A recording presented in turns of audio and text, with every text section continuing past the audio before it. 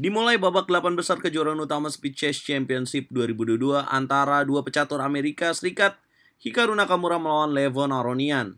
Teman-teman, dan hasilnya Hikaru Nakamura tampil dominan dengan skor 15,5 untuk Hikaru Nakamura dan 8,5 untuk Levon Aronian. Berkat kemenangan ini, Hikaru akan melawan Nihal Sarin di babak semifinal. Nah, teman-teman, saya akan ajak kalian untuk melihat partai terbaik di game pertama, pertarungan antara Hikaru Nakamura melawan Levon Aronian dini hari tadi. Sebelum itu, jangan lupa klik tombol subscribe dulu, jangan lupa di like juga video ini biar berkembang, dan jangan lupa nyalakan lonceng notifikasi. Terima kasih buat yang udah support, teman-teman. Hikaru Nakamura di game pertama memulai dengan langkah kuda F3. Reti opening dipilih. Levon Aronian menjawab dengan langkah D5. Kemudian Hikaru melanjutkan dengan langkah B3. Reti opening, Nimzo with Larsen attack yang dipilih. Kemudian hitam C5, putih gajah B2, hitam kuda C6, dan putih E3. Yap, kalau kalian sadar, teman-teman, Hikaru Nakamura sering banget sekarang memainkan variasi Nimzo with Larsen attack ini sebagai salah satu kekuatan dia. Setelah E3, apa tujuan dari permainan Nimzo with Larsen attack ini? Gimana cara putih menyerang? Cara putih menyerang akan melanjutkan dengan gajah B5, ya kekuatan utamanya adalah gajah Fianchetto di petak B2 yang mengiris dari diagonal B2 sampai halavan. Teman-teman, jadi kalau kalian bermain sebagai buah putih, kalian harus tetap mengupayakan kekuatan gajah Fianchetto ini. Sementara kalau kalian jadi pemain hitam, ya sebisa mungkin jangan kasih ruang terhadap gajah Fianchetto ini. Setelah E3, hitam melanjutkan dengan kuda F6. Putih gajah B5, hitam gajah D7, dan putih rokade. Levon Aronian menjalankan langkah E6, tujuan mengaktifkan gajah gelap ke petak D6. Putih langsung memukul kuda C6, gajah memukul balik, dan putih kuda E5. Yap, teman-teman, apa yang ingin dilakukan oleh Hikaru Nakamura? Kenapa dia cepat banget menukar gajah dan kuda di petak C6? Ya, dia ingin langsung mengontrol petak E5. Kemudian hitam benteng C8, putih D3.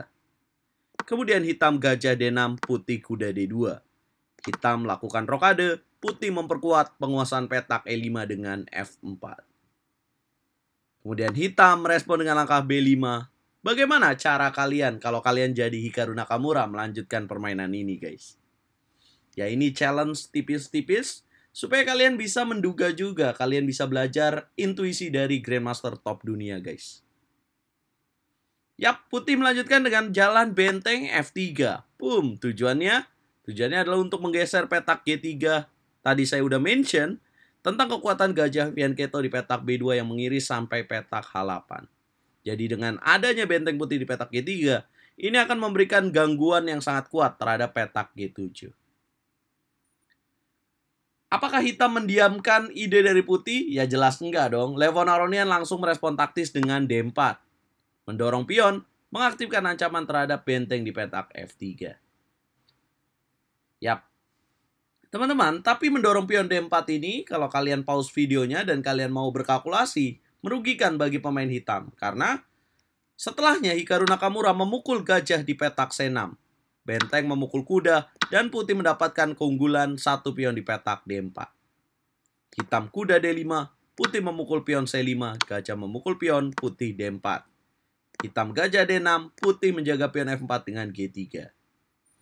Hitam gajah ke petak B4, putih kuda E4, hitam menteri C7, dan putih benteng C1. Satu pion sangat berarti, teman-teman, di level dunia. Nah, hitam melanjutkan dengan benteng C8, membuat Alec Hingan dengan ciri khas pasang benteng dan menteri di satu jalur, mengancam pion C2. Hikaru Nakamura menjalankan langkah A3. Hikaru Nakamura memilih benteng F2, kemudian menteri A5, baru di sini A3. Wah, pionnya dikasih. Apa yang akan terjadi kalau hitam gajah memukul pion A3? Maka Hikaru Nakamura akan melanjutkan dengan benteng A1. Hitam harus menjalankan langkah B4, dan putih akan memainkan langkah C4. Lihat, hitungan tajam, hitungan akurat dari Hikaru Nakamura. Kalau N-pasen, gajahnya hilang, sementara dengan langkah C4 ini jelas kuat banget. Petak C4 dan D4-nya. Kalau kuda E7 akan dilanjutkan dengan gajah memukul gajah, pion memukul gajah, dan akan dilanjutkan dengan benteng F ke petak A2. Pionnya akan terambil kembali. Yap, memang Levon Aronian tidak memukul pion di petak A3 dan dia pilih mundur gajah ke petak E7. Hikaru Nakamura B4, kemudian hitam menteri D8, putih menteri D3. Hitam mendobrak dengan langkah A5. Pion memukul pion, menteri memukul pion. Bagaimana cara Sobat RL Chess melanjutkan pertandingan sebagai pemain putih untuk bisa meraih kemenangan?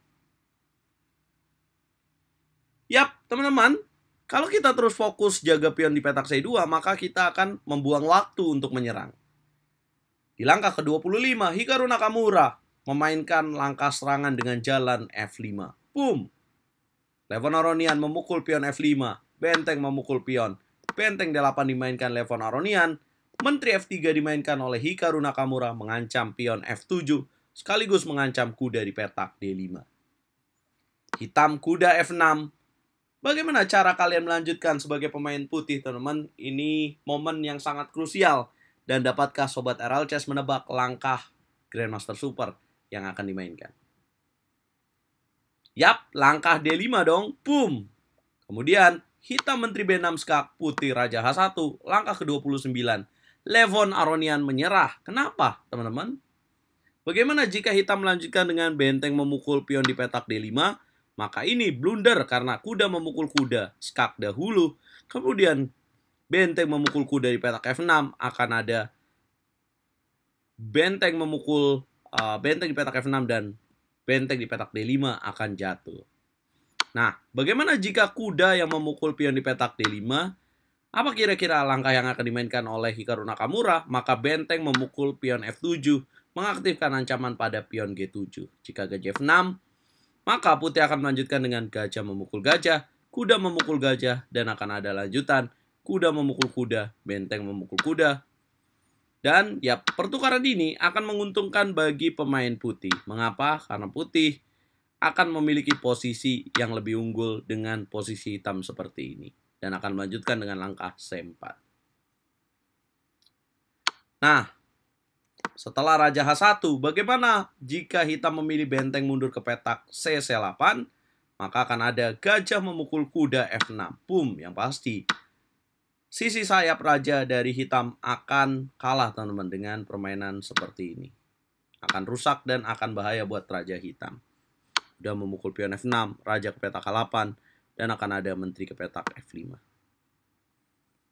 Bagaimana jika raja G7? Maka akan ada jawaban benteng ke petak F1 dengan tujuan mengaktifkan ancaman raja, kemudian F7-nya akan jatuh.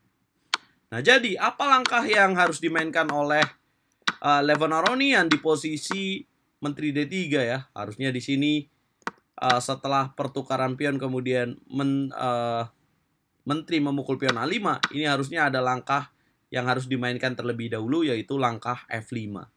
Untuk apa? Untuk menghentikan peluang dari putih untuk mendobrak dengan langkah F5. Karena setelah hitam menteri memukul pion A5, putih langsung F5 dan jadi titik kemenangan bagi Hikaru Nakamura.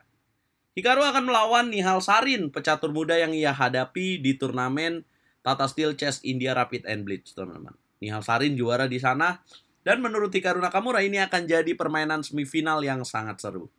Teman-teman, saya mau ingetin dini hari nanti jam 1 dini hari waktu Indonesia Barat akan ada pertandingan babak 8 besar Magnus Carlsen melawan Fabiano Caruana, seperti duel match perebutan gelar juara dunia, teman-teman.